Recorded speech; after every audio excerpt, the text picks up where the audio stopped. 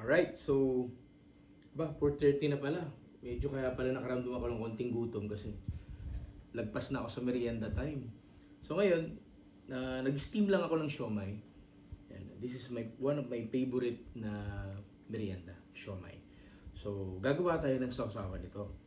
So syempre, fresh calamansi, yan. Perfect na perfect to sa ating siomai. So tatlo yung nilalagay ko kasi gusto ko medyo sour. And then gagamit tayo ng premium soy sauce. Ito ay 100 years old Hong Kong based condiments, Chinese condiments sauces. So ang pangalan nila, i-reveal ko ba? Tingnan na, pakita na natin. Kunchun. Ayan. This is Kunchun. So they also have sesame oil, oyster sauce, hoisin, plum sauce. Ayan. So yung product po nila is handcrafted.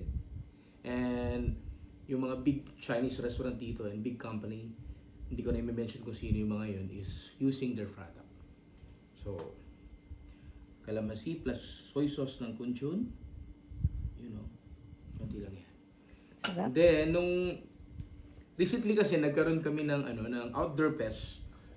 So, may isang chef na nagbigay sa akin ng chili garlic. So, itatry ko siya ngayon. Try natin siya tikman. So, this is Shaolin Lu chili garlic.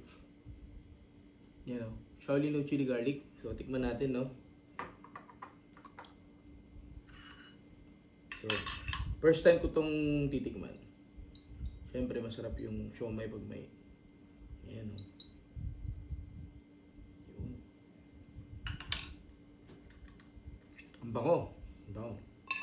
Amoy na amoy mo yung garlic. Okay? So, haluin natin ng konti. Tapos kukuha tayo dito ng premium siomai, which is gawa din to ng aking kaibigan na chef. Ayan. Susuan natin.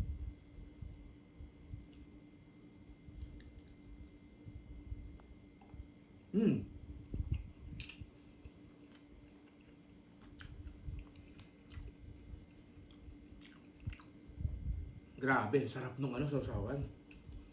Biruin mo, calamansi, kunchun, and yung ating chili garlic na Shaolin Lu. Napakasarap. Hindi siya sobrang toxicated, yung nakaka-toxic yung anghang. Malinamnam siya na anghang kasi natitikman ko yung garlic. And to wash away everything na kinain natin, yung ang Mountain Dew. You know.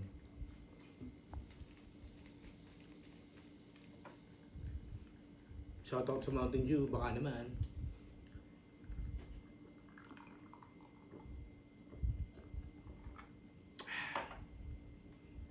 Alright, so once again, this is Chef Ruben Ignacio, and they call me the Singing Chef.